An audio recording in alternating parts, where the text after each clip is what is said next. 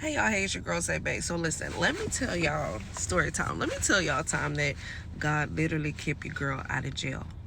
Okay, I remember we were still married at the time, me and my ex, and he had just moved out of the house that Thursday. Okay, mind you, while moving out the house, I didn't have a vehicle, so I found out that Thursday that I wasn't gonna have a way to get to work, and I wasn't gonna have a way to bring our son to daycare. Okay, so that right there will like tip the top off the pot and you will steam over. But I did not react. I let him get a few things, and I allowed him to move.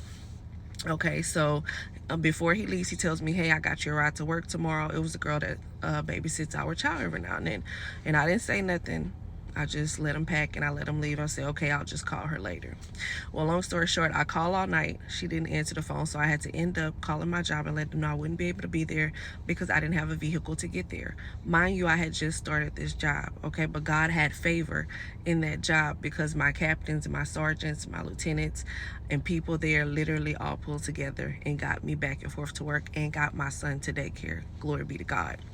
But I want to tell y'all how I almost went to jail, but the Spirit of God literally stopped me, okay? So the next day, that Friday, he thinks that I am at work.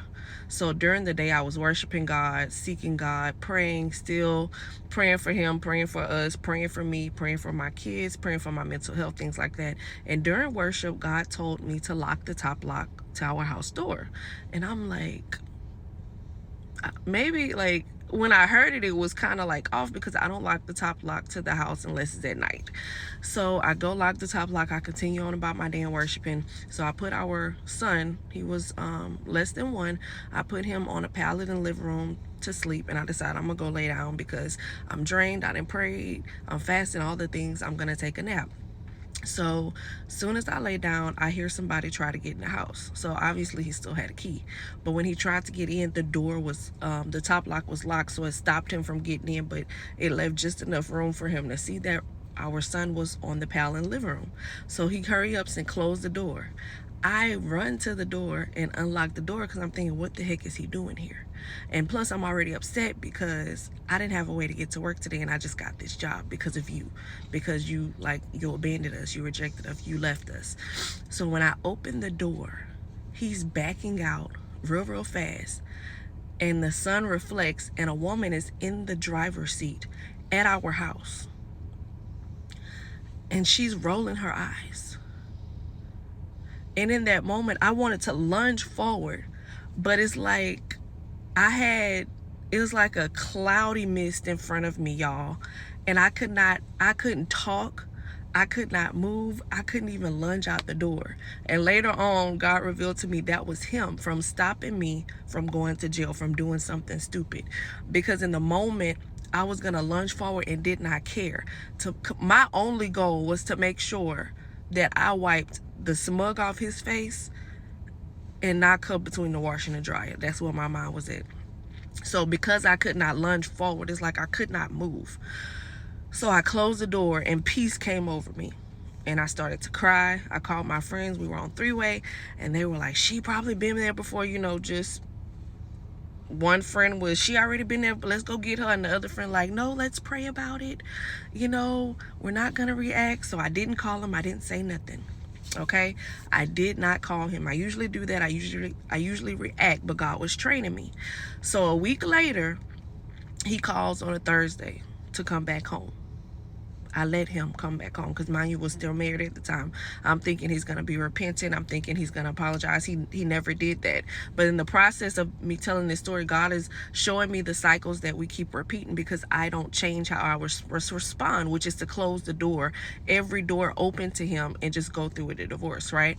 So he calls, I let him come back. Oh, I miss you and our son and da-da-da-da-da, saying all the things. He comes back. So I still wasn't set on it because he wasn't genuine, right? So I think he was just coming back to escape his judgment, okay, or prolong it because it still was gonna happen. So I let him come back home that Thursday, and I'm just praying. I'm like, God, reveal what's going on because he's not gonna tell me the truth. He says nothing about the other woman. But I know what I seen when I opened the door that previous Friday. So we go to church that Sunday, and I'm talking to one of his friends at the time, and God really moved for me, y'all. Like, I never had to go look for nothing. The truth always came knocking at my door. So I'm sitting there talking to the ministry of music at our church, and that's his friend, the keyboardist, and I'm like, he's back home, you know, keep praying for us, because it's a lot. And he was like, I just want you to know that I had nothing to do with this. And I'm like, here we go, because we have breaks between services. So he was like, I just want to apologize on my behalf, because your husband, we were married at the time, he's like, that was my best friend in the car with him. He said, I did not know about it. He said he brought her to worship night on Friday. Now, mind you, that last Friday, he had just pulled up to our house with that same woman in the car. I didn't know who she was, but I did see her flash across his car screen on that Thursday. He was like, first of all, he said he pulled up to the church with her to worship night. He said, and we all checked him. Multiple pastors checked him. And he laughed. And he was like, that let us know where his maturity was at, because y'all are still married, and he didn't care. And he said, number two, he said, I had a conversation with my best friend, and I told her how it can be dangerous for her spiritually to be talking to somebody that's in covenant, and physically for her well-being, seeing you, how it can be in her worst interest. So she has blocked him. She's no longer talking to him, and it is over. So in that moment, God was showing me what was going on, telling me what was happening, and most importantly, he came back home because he could not bring that woman to church and pull that in front of them. Okay? So nobody really said anything to me at church. They were still talking to me and all these things. So I tell him, thank you for the information. He's like, I don't care if you tell him I told you. He's like, right is right, wrong is wrong. He's like, married and separated, still married. Married, going through a divorce, still married. And I don't want my friend in the spiritual warfare of that, because it's not right. He said, and we did tell him, you don't do stuff like that until you get divorced. It's just a lack of character and integrity. But I say this to say that God, not because I did not react, because of course God stopped me from reacting. Number one, he kept me out of jail. He kept the enemy from having an open door through my anger and rage at my husband. And then a week later, he revealed what was going on. Okay, so please understand that long as you don't clap back, long as you don't get put in jail behind what somebody is doing, God will defend you. I will say that to the very end. God will defend you. And I put a portion of this story in my book called The Costumier and the Counterfeit, where I fought to stay in a counterfeit marriage. I fought tooth and nail to stay in it when God was telling me to get out of it, to leave, to run, to turn away from, because I had no idea the spiritual encounters I would have because I was staying in this covenant. God has allowed me to see the judgment on his life.